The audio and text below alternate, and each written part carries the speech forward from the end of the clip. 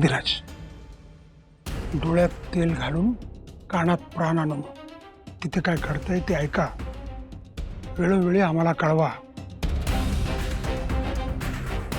रवीने सांगितलंय तो कोर्टात येणार नाहीये. तो त्याच्या बायकोला पाठवणार आहे. म्हणजे जे काय करायचंय ना ते आपल्यालाच करायचंय. हो.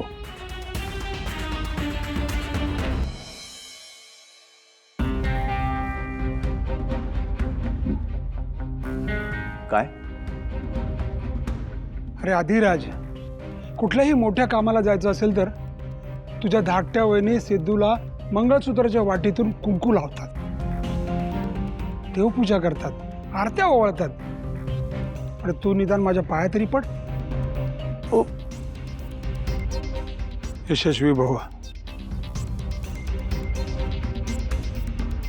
अरे संपत, पार्टी बदललीस की काय? नाही म्हणजे मी ऐकलं होतं सिद्धू आणि त्याची ती मॅडम कोर्टात जाणार आहे. आजचा दिवस त्यांच्यासाठी महत्वाचा आहे, मान्य आहे मला. तुम्ही दोघं काय चाललंय? एकमेकांच्या पाया काय पडताय? काय रे अधिराज, तू काय कोर्टात चाललायस की काय? मी ना ते काय काय ग निलांबरी? आजी, मला तर ते असंच म्हणाले होते. म्हणजे काय आहे? सिद्धूची बायको जे काही म्हणते त्यात काहीतरी तथ्य आहे. पण एक आमदार असल्या फुटक्या केसकडं इतकं लक्ष देतो का? मला तर आता असं वाटायला लागले तुझी राजकारणाची प्रतिमा सोडून या केसच्या माग लक्ष देतोयस. त्यात फार वेगळाच हेतू आहे तुझा. अगं इतक्या वर्षाने आमदारकीचं पद मिळालं, त्याची काळजी वाटली म्हणून मी आपलं अधिराजला जा म्हटलं. अधिराज काय रे? हो. आई, आपल्या सुनबाईंवर कसा विश्वास ठेवायचा?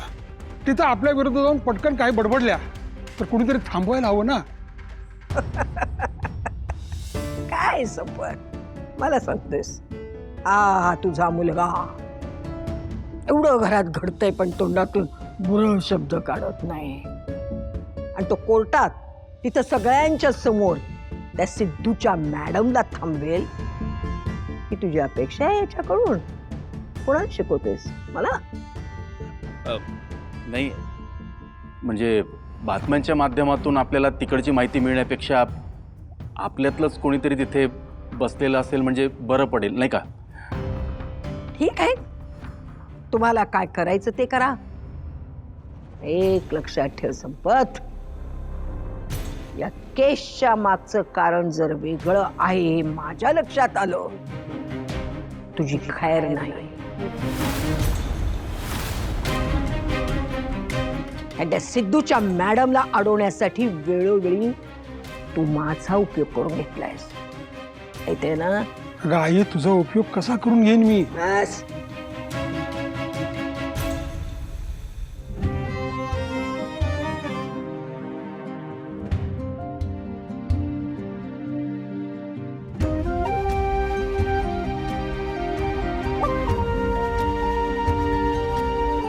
सिद्धू, भावन,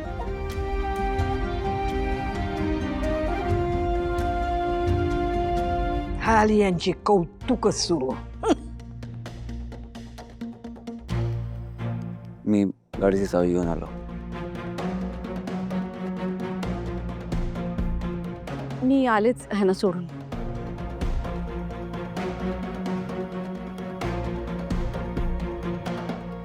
भावना, हे बघ, तू आत्ता जातेस खरी, पण ह्या अशा गोष्टींसाठी माझ्याकडून हा शेवटचा पाठिंबा असेल तुला. एकदा वेंकी बाहेर आला की मग तुझ्या आयुष्यात सिद्धू हाच केंद्रबिंदू असेल. कळतंय ना तुला? हो. आई, विद्या हा तू थांब ना गाडीपाशी, मी आलोच.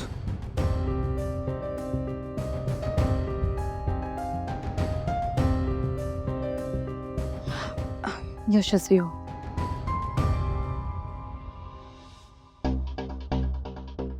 आई, पप्पांनी सुरुवातीपासूनच तुला कधी बोलण्याचं स्वातंत्र्य दिलं नाही, तुझं मत मांडू दिलं नाही, तुझं मन कधी समजूनच घेतलं नाही. हे सगळे अधिकार जर आज तुला मिळाले असते ना, तर आपण ज्या चुकीच्या पद्धतीने लोकांची मनं जिंकतो, सहजपणे सत्याला वाकवतो, हे सगळं तू थांबवलं असतंस. सिद्धू, बायकोसाठी तू वडिलांना तोंडघाशी पाडणार आहेस?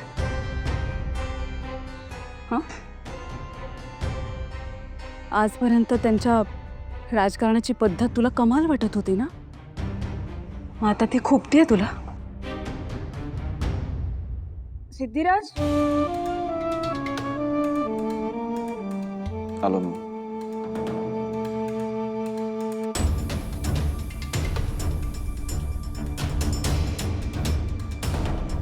देवा, माझ्या मुलाला यश दे, पण त्याची माझ्या कुटुंबाला फार मोठी किंमत मोजायला लावू नकोस.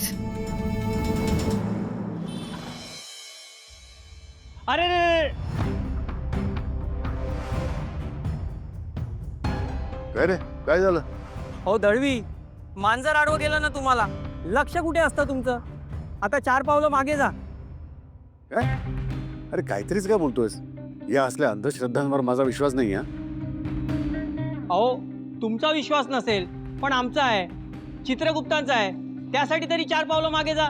बघा बरं, याल तसंच पुढे आणि नको ते घडून बसेल.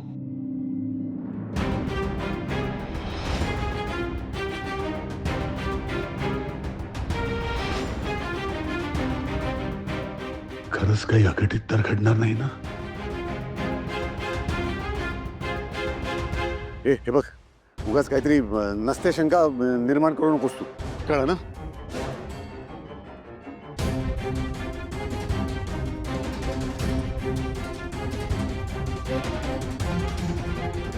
अरे पण साहेब कसं नाही आलं?